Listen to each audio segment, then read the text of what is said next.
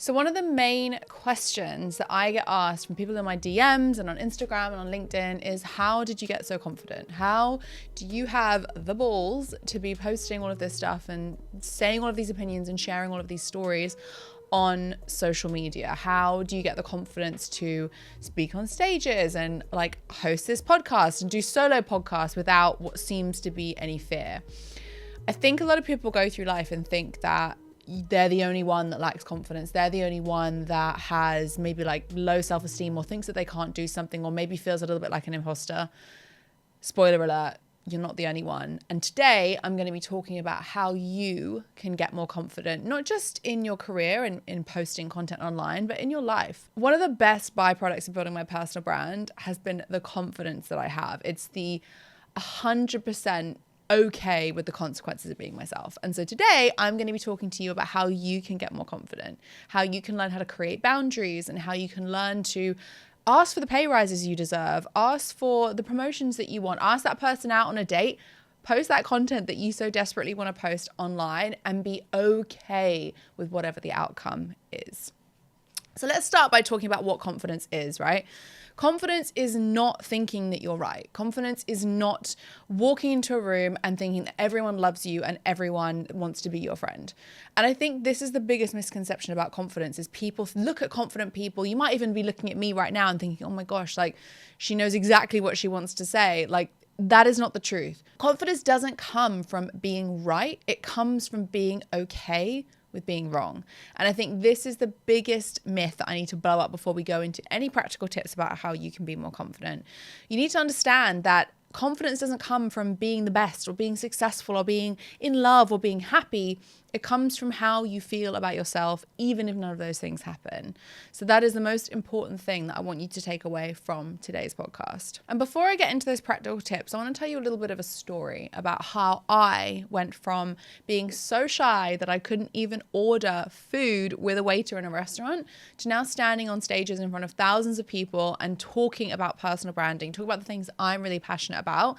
And in fact, one of the keynote talks that I do is about confidence and is about being okay with being yourself. When I was younger, I wouldn't say I was a shy kid. I really enjoyed hanging out with my family. I had an amazing group of friends, but I definitely didn't want to show people who I really was unless I knew them. I had this sort of fear of rejection or not being loved for who I was if I kind of stepped outside of my comfort zone. And so I would do things like when we went out for dinner with my family, I wouldn't order my food. I'd make my father order it for me because I didn't want to talk to the stranger that was the waiter. I wouldn't answer my house phone. Remember those? The wired in phones that were attached to our homes, which is how we used to communicate. I was showing my kids this the other day on the internet. We were on holiday and they were absolutely flabbergasted that we used to have to go home to make phone calls and we couldn't just do it from our pocket. But you get my point. You might have even been there too. You might have even been in that position where you were too scared to answer a phone, or perhaps you ignore phone calls from numbers that you don't recognize even today as an adult because you don't want to talk to a stranger. Because if you talk to a stranger, that takes you out of your comfort zone. And that doesn't come from anything other than a lack of confidence, a fear of whatever the outcome of that is going to be. And today's podcast is about giving you the tools and hopefully the toolkit that I've learned over the last 15 years to go from that kid who couldn't even pick up their house phone to talking on stages. I think one of the things that's holding you back and holds most people back from becoming confident or improving their self-esteem is this negative engagement loop that we all get ourselves into. We look at these successful, beautiful, sexy people on Instagram, on TikTok, and we think, oh my God, they look so happy and they're so confident. And we think that in order to get that confidence, we too have to be happy, sexy, and successful. And so we get ourselves into this cycle of, I'm not happy, sexy, and successful, therefore I'm not confident. And then it goes back into, I'm not this, I'm not confident. And it just goes back and forth and back and forth and back and forth. And so you never improve your self-esteem, you never improve your confidence because you think you have to have something in order to be confident. When the reality is, confidence doesn't come from being happy, successful, and sexy. Confidence comes from yourself. It's like when you're driving a car and you're looking at all the other cars that are driving around you. You see a Ferrari, you see a Lamborghini, and you think, wouldn't it be great if I could have one of those? I would be happy if I could just have that car. The reality is if you're not happy in the Ford Mondeo and you're not confident in the Ford Mondeo that you're driving right now, you're definitely not going to be happy and confident in the Lamborghini. So we have to first start with ourselves.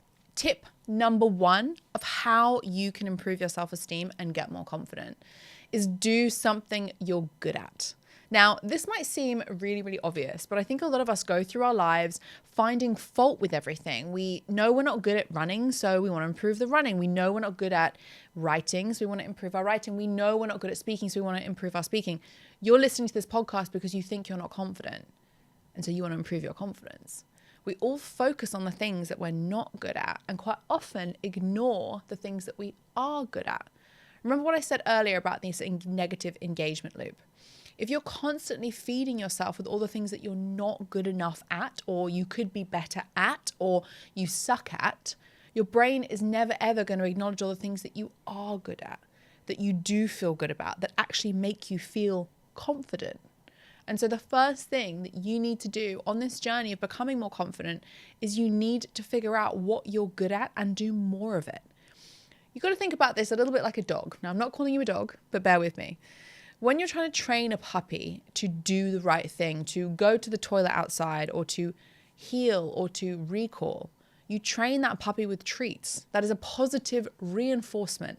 The same goes with kids. There's been loads of studies done that shows that children respond better to praise than to punishment. It's the same with your team, with your colleagues, with your husband, your wife. I promise you will get a better response from them if you praise them for good behavior versus punish them for bad behavior. And yet here you are, day in and day out, punishing yourself for the things that you're not good at. Why would you do that? Instead, you need to reframe how you think about things and identify the things that you are good at. If you enjoy basketball and you're really good at it, do more of it. If you enjoy horse riding and you're good at it, like me, do more of it. It sounds silly, and all of these things I've just mentioned might be hobbies, or they might not be. You might be really good at writing music and that's your job. Do more of that. The more you can reward your brain with the dopamine and that beautiful, lovely serotonin that makes us so happy because you've achieved something and know that you're good at it, the more confident you're going to become in other areas of your life. You've got to kind of see this as the foundation of your self-esteem. If you don't know what you're good at, how on earth are you going to find the confidence and the self-belief to try things that you might not be good at yet? So the first thing you need to do is work out what you're good at and do more of it, and do enough of it so that you feel really happy and confident in that thing. And if you're not quite there yet, for example, I would love to get much, much better at the gym, at lifting weights, etc. I'm good at it, but I could be much better. So I'm spending a huge amount of time at the minute in the gym perfecting it. That's not because I think I suck and, this is a terrible thing and isn't awful that I can't lift a certain weight right now. It's because I know I'm good at it and I want to get really, really good at it. There's some amazing traditions across the world, particularly in Japan, where people absolutely devote themselves to perfecting the thing that they're good at. And you need to see this the same way. Devote yourself to the things that you're good at, and the confidence that you will find in those things is going to help you with the stuff that you're not. The second thing that you need to do to build your confidence, your self-esteem, is you need to expose yourself to no. So what do I mean by expose yourself to no? Well, in our lives, we always want to seek out the yeses. We always want to look for the people who are going to agree with us, the things that are going to keep us in our comfort zone, and to be honest, keep us caged within the boundaries of our own lack of potential, right? We don't want to take a step out for fear of not being good enough or not doing a good enough job. But the problem with that is it might feel good right now, but it's going to keep you in that cage, in that hedge for the rest of your life, which means you're never going to improve, you're never going to get confidence, and you're never going to have any self-esteem, because why would you? There was an incredible study done in the 70s that identified a correlation between self-esteem and success with children that were rewarded and won things. This is where the participation medal comes from. You've probably heard of it. I have very strong opinions on it. If you haven't seen my opinions, Google Amelia Sordell participation medal and you'll understand what I'm talking about. But you would have heard about participation medal. You may have even received one as a child and you may have thought it was a wonderful thing. And all of those things in schools came from this one study that was done in the 70s. The problem with that study, though, is that it didn't look at the data in its entirety. It made a correlation between achievement and self-esteem and self-esteem, resulting in more successful, more productive adults. What they didn't look at is how the obstacles and the challenges that those children had to get over to win those medals was actually the reason why they had high self-esteem and high success rates as adults. So what I'm trying to tell you here is, if you don't expose yourself to the things, the obstacles, the challenges, the opportunities where someone's going to say, no, you're wrong, or just no, other people's boundaries, you're never, ever going to have any self-esteem because you've never exposed yourself to obstacles, to challenges. The more you expose yourself to no, the more you expose yourself to people disagreeing with you, and the more you expose yourself to being wrong, the more confident you're going to be when you think you're right. And there are a few ways that you can do this. The first way, which I'm a huge advocate for because you don't really have to do anything or with anyone, is you can grab your phone, you can stick some headphones in, and you just start recording yourself walking around the street. You might want to talk into the phone, you might want to do a selfie, whatever it might be. But the idea of this is when you're walking around looking stupid, as you may think, with your headphones in, with a phone in your face, and people are looking at you, you're going to be feeling very uncomfortable. You're going to be feeling like, oh my God, everyone's judging me. Everyone thinks I'm crazy. Everyone's going to think I'm, full of myself, whatever it might be. The more you can do that and the more you can be confident in doing that in public, the more that's going to reflect into other areas of your life. I have a very, very good friend who now runs a really successful podcast, and that is exactly how she got into being so confident that she can now speak into a camera and on a stage and with really, really famous people, where she literally shoved a phone in her face and she walked around the street talking into her phone. You can do that. You don't have any barrier to entry for that activity. There is no money that needs to exchange hands. You just need a phone and a pair of headphones. You don't even need headphones if you don't have them or don't want to use them. You just have to walk around talking into your phone. And I do that all the time now. I vlog every single week, right? I have a YouTube vlog where I literally have a camera in my face all the time and people look at me and think I'm silly, but I don't care because I'm not trying to impress those people. I'm trying to do something for myself. And this goes back to where confidence comes from. It's not about the external things. It's about how you feel. And the more confident you become, the better you feel. And the only way you can become confident is by embracing all of the things that might be standing in your way, in your comfort zone, and stopping you from reaching your potential. So that's the first thing. The second thing that you can do, and this is a 10 out of 10 recommendation for me, and is actually something that I practiced when I was definitely not as confident as I am today, is when you go to a coffee shop, when you want to order a drink, when you are buying something in a Zara or an H&M or whatever it might be, when you get to the counter, I want you to ask for 10% off. Now, that might seem crazy, and for anyone that's ever shopped at Zara, you will know that they're probably going to roll their eyes and say no, but that's the point. That is the point of the activity. It's not because you actually are going to get a discount. And hey, not 1 out of 10 times you might. You might even get a free coffee. I definitely did once or twice. The point is, if you ask for a discount, you have to summon the courage to be told no. And that is how you build confidence. Remember what I said right at the beginning of this podcast? Confidence doesn't come from being right. It comes from being okay if you're wrong. And that is the whole point of exposing yourself to no and asking for 10% off or asking for a free croissant or asking for a banana or whatever it might be, is you're exposing yourself to the real opportunity that someone is going to turn around to you and say, no, I'm not going to give you those things.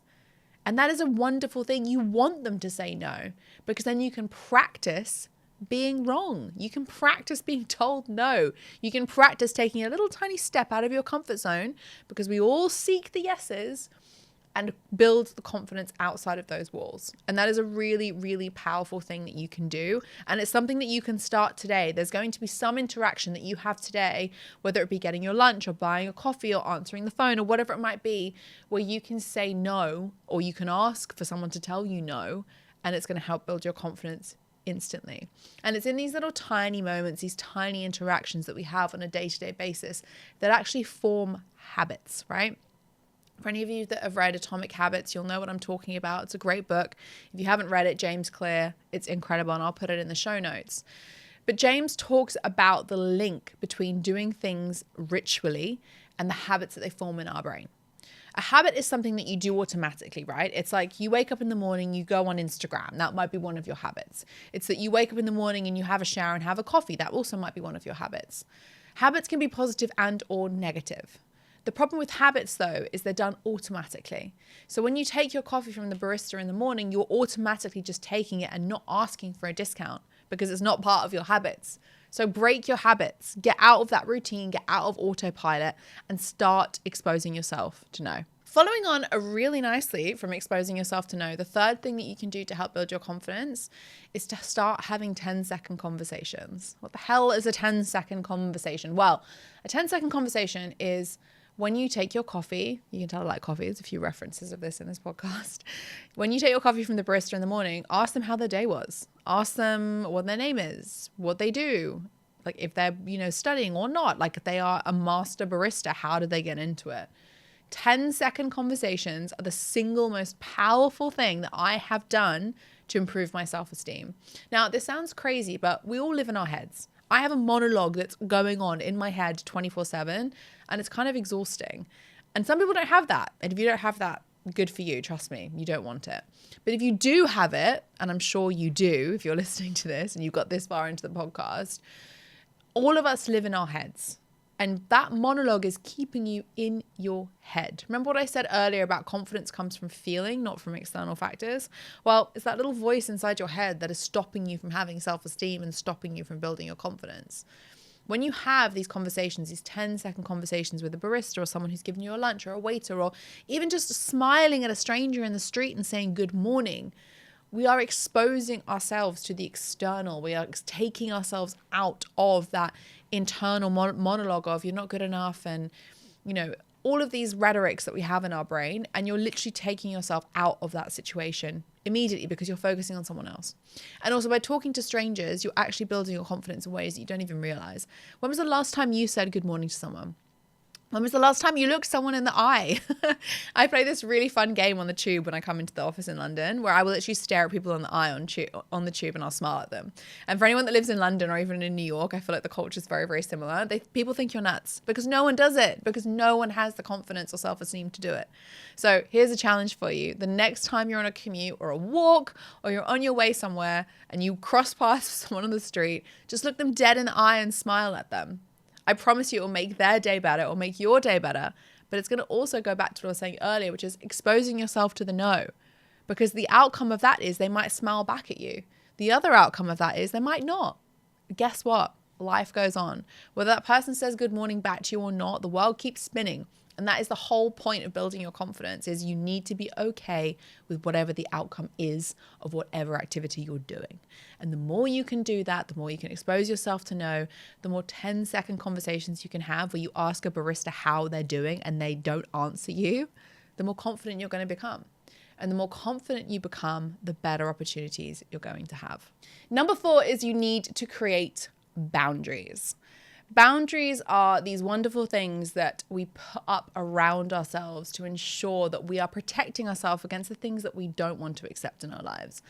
And I think the biggest issue is most people don't have any boundaries. And if they don't have boundaries, they are going to be accepting a lot more things into their lives that are not going to help them build confidence. Going back to a child reference, I know I love referencing children and dogs, but going back to the child reference, when you're raising a child, like I am, I have 2 beautiful children. Children need boundaries. They need discipline. They need to know what the ring fence of, where they can push the boat out is and stops at.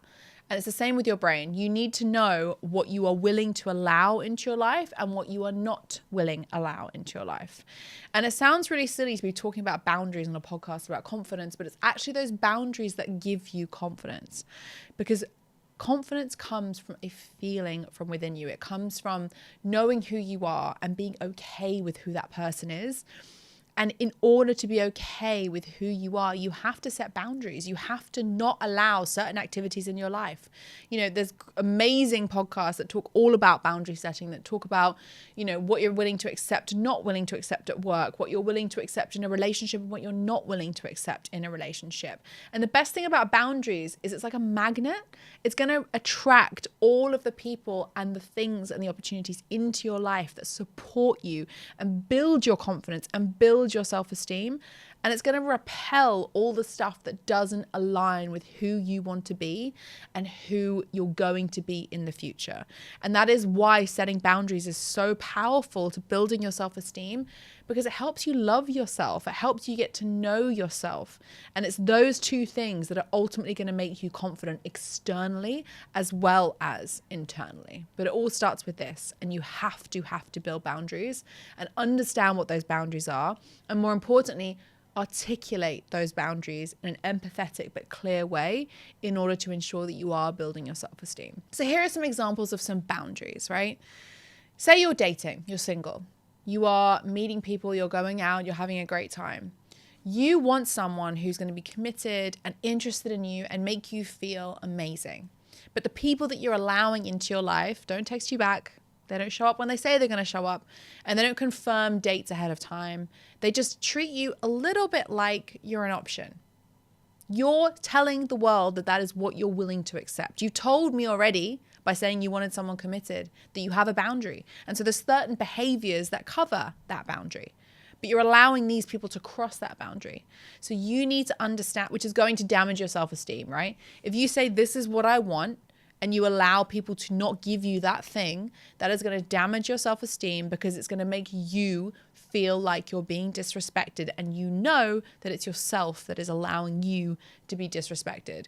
And with that comes feeling of disappointment in yourself. It comes with a lack of self-love. It comes from you looking in the mirror and thinking, damn, like I'm not good enough, and that is why I'm allowing this to happen to myself, right? And that is why boundaries are so fucking important. You need to understand who you are and what you're allowing in your life, and whether or not that is serving you into who you want to be.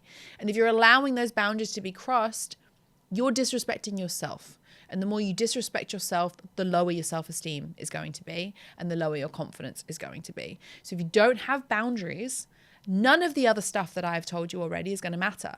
You could ask for all the discounts in the world. You could expose yourself to all the no's in the world. If you have no boundaries, you have no self-esteem, and you will have no confidence. And that's going to translate into every area of your life, not just dating. It will translate into colleagues taking the piss out of you at work by giving you their work to do, you overstretching yourself, you people pleasing. You need to have boundaries. And I promise you, the harder your boundaries are and the more clear you are with them, the more people will respect you, the more people you're going to attract and opportunities you're going to attract into your life that match those boundaries, and the more confident and the better your self-esteem is going to be. Number 5, and finally in our tips of how to be more confident and grow your self-esteem, is you need to think you are. Thoughts are really powerful things. I've already spoken about the monologue that's in your head. You know, I'm not good enough, I'm too fat, I'm too thin, whatever it might be. Whatever you think you are is what your reality is going to be. If you think you're broke, you will be broke for the rest of your life. If you think you're not deserving of a relationship, guess what? You're either going to have toxic relationships or you're going to be single. Everything that you think is reality. That is the truth. We all think that reality and our thoughts are two different things. They're not. You think into reality. If you look in the mirror and hate yourself, that's going to be reflected in your external life too. Your thoughts are incredibly powerful things. You know, I spoke last week with Katie Street about manifestation and how people think that manifestation is this like woo-woo thing. It's not. If you can believe that you're confident, and if you can believe that you have self-esteem, you will. It's a feeling. It's not something you get from this external validation of you're in a relationship, so now you're confident and happy. You're in love, so now you're confident and happy. You're successful, so now you're really confident. You got that pat on the back, so now you're really confident. None of those things actually make you confident. What makes you confident is thinking that you're confident, and thinking that you're worth it, and thinking that you're enough. Into thinking that you love yourself, really, is what it boils down to. And the more you think that, the more that's going to translate into an actual thing, which is called confidence. So you need to start practicing the thought process of affirmations if it helps you, walking like you're confident, looking at people in the eye, pretending that you're confident, becoming that person. Go and find someone on social media that you want to be. Like literally find someone who might look like you, who has a job that you want, who oozes confidence and self-esteem, and emulate that person. That is how you become her, you become him.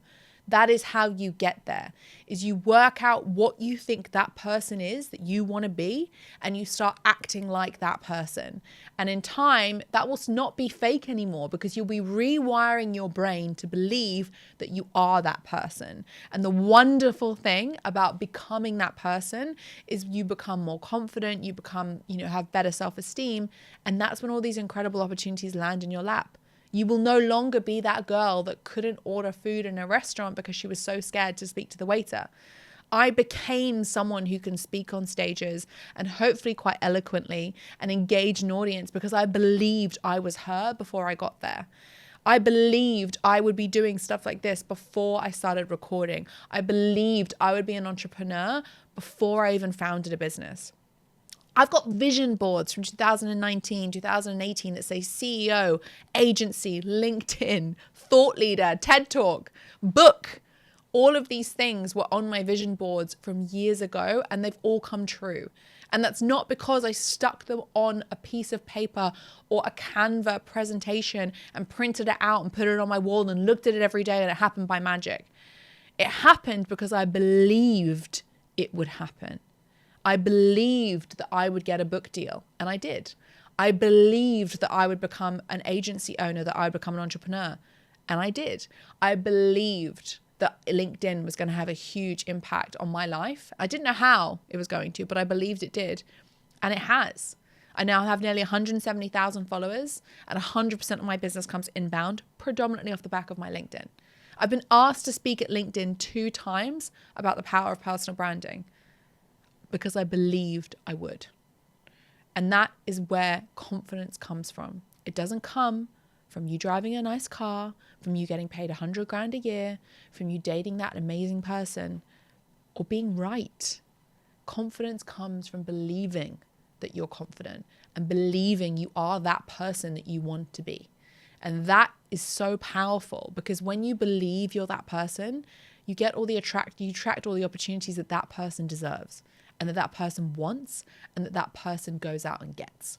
But you can't get any of that stuff if you don't believe you are that person. So start now and pretend. Fake it till you make it.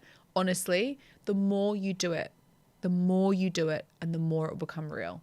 Remember we spoke earlier about habits, Atomic Habits by James Clear. The more you do something habitually, the routines you have, the thoughts you have, the more that's going to become a reality. Listen to meditations, write affirmations, build a vision board of who you want to be in your most confident, self-loving, successful, happy self, and start doing the things and having the behaviors that that person would have. If you can do that, you can trick your brain into believing you're already there. And when you trick your brain into believing that you're already there, that will be your reality. Because as I said earlier, there is no difference between thoughts and reality. Your thoughts are your reality. Amelia, you always say, just fucking post it. And at the end of your podcasts, you ask your guests if they could just fucking post anything, what would it be? But I want to know, if you could just fucking post one thing that you don't share online, what would it be? Being so visible online is really fucking exhausting. Yeah. And I think people look at me, and maybe even like people like Stephen Bartlett and whatever, and go, wow, I would love that. But they don't actually realize what goes into that and how much you have to give of yourself. Mm-hmm. And that can have a really detrimental impact on your mental health if you're not really careful. I talk a lot about not giving a flying fuck what people think about me. But when you build a personal brand to a point where it's like a separate entity from a human being, you become that brand. And so you become a thing that people can complain about, and people can, be awful about, because you're no longer a human being. You're just a thing. Yeah. And that can be quite exhausting. Mm-hmm. And I think that's probably one of the things that I don't talk enough about, because because I'm a millennial, and I'm a bit of I'm quite hard, tough cookie sometimes, but I'm actually really sensitive. And I feel like part of me being in the leadership position that I'm in is that I have to just put on a smile. I can't say, actually, guys, like, I'm not great today. I just kind of have to suck it up, because that's the responsibility that you have as a leader. Yeah, externally. In the team, it's okay to accept that you have bad days. Yeah. I don't know. It's not something that I'm like wired to be able to do. That's why I have a therapist, and I love my therapist, and a life coach. Also love my life coach. But yeah, I think the impact, if you don't find a way to separate your life online from your life in reality, you can fuck yourself up really fast. And I talk so much about being yourself, and I really believe that you have to be yourself. You do have to give part of who you are. But I think I've changed my mind about what that looks like. I don't think you have to be 100% who you are online. I think you can be 10%.